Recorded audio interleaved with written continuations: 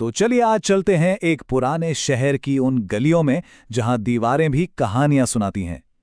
ये कहानी है दो भाइयों की जिनकी किस्मत एक बाप की आखिरी नसीहत से ऐसी जुड़ी कि एक मिसाल बन गई।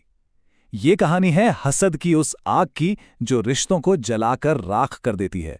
और कहानी की शुरुआत होती है एक बाप की आखिरी सांसों से। बिस्तरे मर्ग पर उसने अपने दो बेटों आदिल और साकिब को बुलाया और अपनी जिंदगी का सारा तजुर्बा इन अल्फाज में निचोड़ कर रख दिया। ये सिर्फ अल्फाज नहीं थे, ये तो आने वाले वक्त की एक पेशिंगोई थी। और यहीं से हमें पता चलता है कि दोनों भाई एक दूसरे से कितने मुख्तलिफ थे। एक तरफ था आदिल, बड़ा भाई, जिसने वालिद की नसीहत को अपने पल्ले बांध लिया। दूसरी तरफ था साकिब, छोटा भाई, जिसकी आंखें वालिद की नसीहत पर नहीं बल्कि विरासत में मिलने वाले सोने पर टिकी हुई थीं। और जैसे ही वालिद की आंखें बंद हुईं, साकिब ने फौरन अपना असली रंग दिखा दिया। उसने विरासत की तकसीम का मुतालबा कर दिया। न सिर्फ घर और दौलत बांटी, बल्कि बड़ी चालाकी से हर कीमती चीज अपने हिस्से में रख ली और भाइयों के बीच एक दीवार खड़ी कर दी। तो यहां से शुरू होते हैं दो बिल्कुल अलग सफर। आदिल ने ईमानदारी से एक छोटी सी दुकान खोली और अपनी मेहनत से इज्जत भी कमाई और कामयाबी भी, जबकि साकिब उसी दौलत को अय्याशी और दोस्तों पर लुटाता रहा और आखिर में अकेला और कंगाल रह गया। अपने भाई को इस हाल में देखकर भी आदिल ने दिल बड़ा किया। उसने मदद का हाथ बढ़ाया, लेकिन जब दिल में हसद की आग जल रही हो ना, तो मदद भी तौहीन लगती है। साकिब ने गुस्से में आकर अपने भाई की पेशकश ठुकरा दी।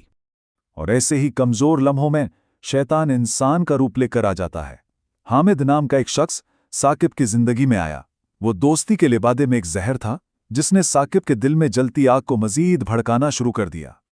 और फिर हसद ने अपना सबसे भी भयानक रूप दिखाया। हामिद के उकसाने पर साकिब ने अपने ही भाई की बरसों की मेहनत को जलाकर राख करने का मंसूबा बनाया। रात के अंधेरे में एक माचिस की तीली से उसने आदिल की दुनिया को आग लगा दी। लेकिन आदिल वो इस तबाही से टूटा नहीं।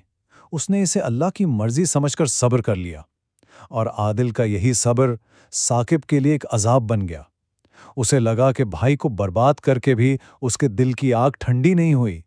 10 साल, एक पूरी दहाई बीत गई। वक्त गुजरता गया, लेकिन तकदीर अपना खेल तैयार कर रही थी। फिर एक दिन एक मौजिज़ा हुआ। एक बूढ़ा मुसाफिर शहर आया जिसकी बरसों पहले आदिल के वालिद ने मदद की थी। वो उसी एहसान का कर्ज चुकाने आया था और अपने साथ इतना सोना लाया कि आदिल का कारोबार पहले से भी ज्यादा शान से खड़ा हो गया। आदिल की ये कामयाबी साकिब और हामिद से देखी ना गई। उनके दिलों में हसद की आग पहले से भी ज्यादा भड़क उठी और इस बार उन्होंने एक ऐसी साजिश रची जो सीधा मौत की तरफ ले जाने वाली थी। इस बार आग नहीं बल्कि गद्दारी का जाल बिछाया गया। शाही खजाने से चोरी किए गए जेवरात आदिल के गोदाम में छुपा दिए गए और बादशाह तक खबर पहुंचा दी गई। एक ऐसा इल्जाम जिसकी सजा सिर्फ और सिर्फ मौत थी। और फिर वही हुआ जिसका डर था। जेवरात बरामद हुए और आदिल को जंजीरों में जकड़ लिया गया। उस एक लम्हे में आदिल ने साकिब की झुकी हुई नजरों में सारा सच पढ़ लिया, मगर वो अपने भाई की इज्जत रखने के लिए खामोश रहा। शाही दरबार में सबूत आदिल के खिलाफ थे। सुल्तान ने फैसला सुना दिया, सजाए मौत। अगले दिन सूरज डूबने पर आदिल को फांसी दे दी जाएगी। पूरा शहर ये तमाशा देखने जमा था। हर कोई जानता था कि आदिल बेकसूर है, लेकिन किसी में बोलने की हिम्मत नहीं थी।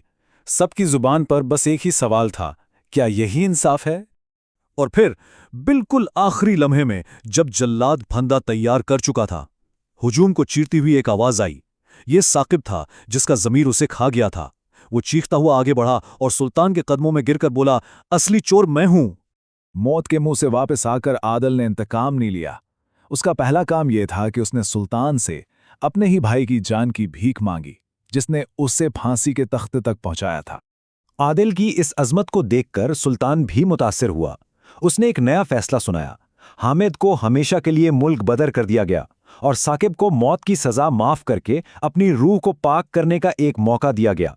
5 साल की सख्त मशक्कत। और यहां से शुरू हुआ साकिब के कफारे का सफर।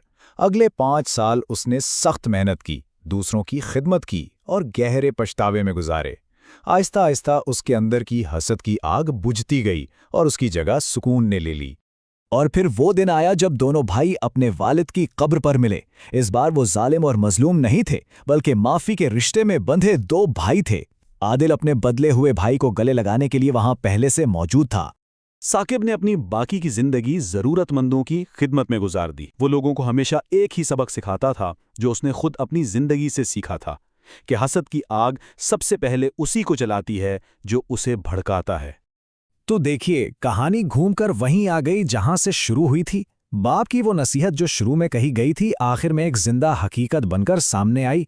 हसद वाकई नेकियों को ऐसे ही खा जाता है जैसे आग सूखी लकड़ी को, लेकिन माफी वो पानी है जो हर आग को बुझा सकता है।